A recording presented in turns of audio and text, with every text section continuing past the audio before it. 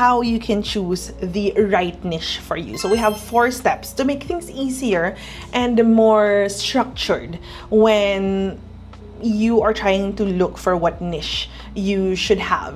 First, or step 1, is to identify what your existing skills or your experiences are.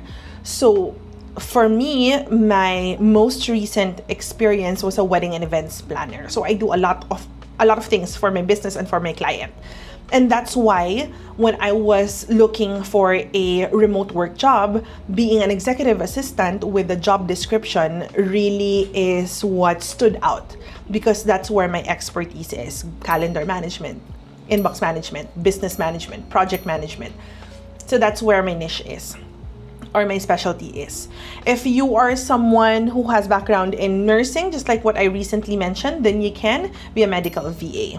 You can go back to you can rewind this video, as I've mentioned, what your skills are, what's the perfect skill is for a specific niche. So you can just rewind this video and see and match your skills, current skills, or expertise or experience in that specific niche that you're looking for. Step 2, now that you know what your skills are, your experience is, what you like to do, then you research on the niche that you feel like is the closest to what you want to do.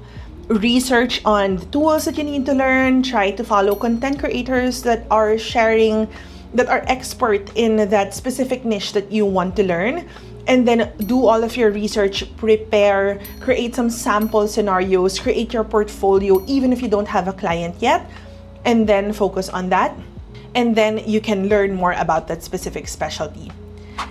Step 3 is if, for example, you're confused. There are so many niche. What you can do is start as a general VA first. Become a generalist before becoming a specialist.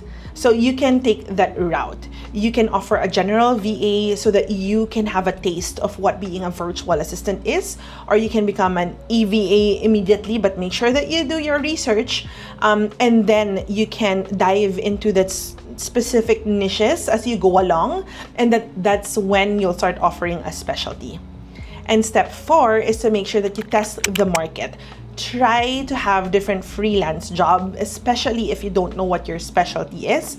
Like I mentioned, become a generalist first before becoming a specialist.